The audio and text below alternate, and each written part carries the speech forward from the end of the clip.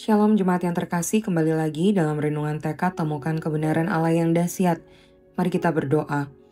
Tuhan Yesus, saat ini kami datang membawa diri kami untuk kembali lagi Engkau taburi dengan kebenaran firman-Mu. Biarlah hati kami seperti tanah yang baik, sehingga ketika benih firman Tuhan ditaburkan, itu boleh sungguh-sungguh berakar, bertumbuh, dan berbuah dalam kehidupan kami. Berfirmanlah ya Tuhan, di dalam nama-Mu kami berdoa, amin. Bacaan Alkitab hari ini dari Kisah Para Rasul 6 ayatnya yang ke-7, demikian firman Tuhan. Firman Allah makin tersebar dan jumlah murid di Yerusalem makin bertambah banyak. Juga sejumlah besar imam menyerahkan diri dan percaya. Saudara-saudara, tentu kita harus mengalami bahwa gereja merupakan suatu organisme yang hidup, di mana orang-orang yang percaya kepada Tuhan Yesus dapat menyembah, bersekutu, bertumbuh, melayani, dan memberitakan Injil. Seperti visi misi yang kita ikrarkan tiap minggu, yaitu menjadi gereja yang tumbuh serupa Kristus dan menjadi berkat dalam gereja dan masyarakat. Perlu kita sadari juga bahwa gereja yang hidup, dinamis, dan berkembang juga membutuhkan pengaturan organisasi yang tertib supaya dapat berjalan baik. Sebab jika tidak, maka akan terjadi kemandekan bahkan kehancuran.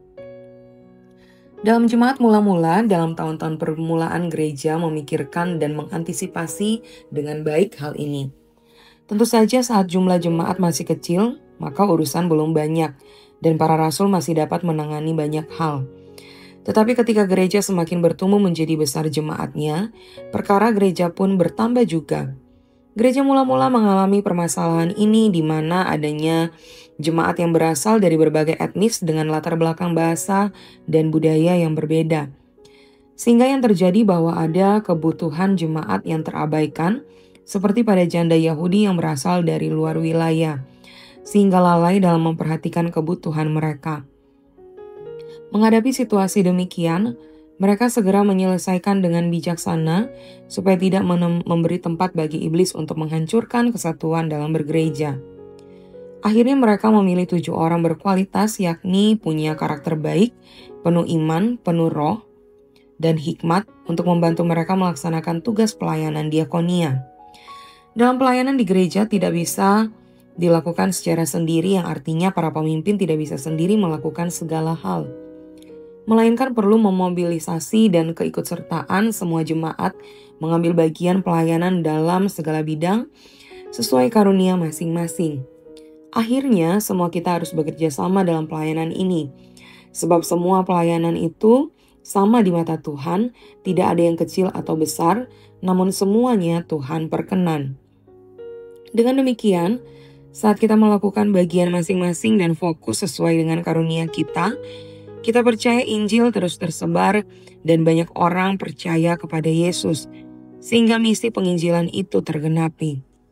Biarlah kita merenungkan bagaimana dengan sikap kita dalam melayani.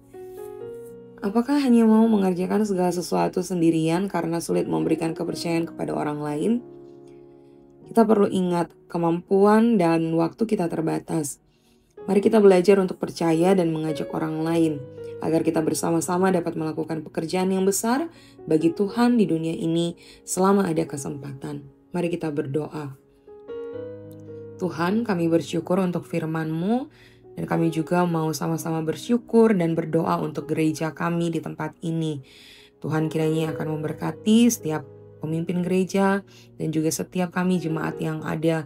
Biar kami ya Tuhan boleh sama-sama bergandengan tangan mengerjakan pelayanan yang Tuhan percayakan, dan kami boleh sama-sama saling mendukung satu dengan yang lainnya.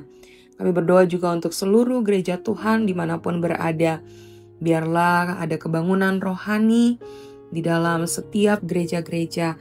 Kami boleh menjadi anak-anak Tuhan yang memberitakan Injil, menjadi anak-anak Tuhan yang melakukan bagian kami di dalam pertolongan-Mu. Terima kasih Tuhan, di dalam nama Tuhan Yesus kami berdoa. Amin. Tuhan kiranya yang akan menolong setiap kita dalam melakukan kebenaran firman Tuhan ini. Dan jika saudara membutuhkan dukungan doa dari kami, silakan bisa menuliskan di link pokok doa yang telah kami sediakan di kolom deskripsi tayangan ini, atau bisa juga scan dari barcode yang telah ada. Tuhan kiranya yang akan memberikan jalan keluar yang terbaik untuk setiap seruan doa yang dinaikkan. Tuhan memberkati.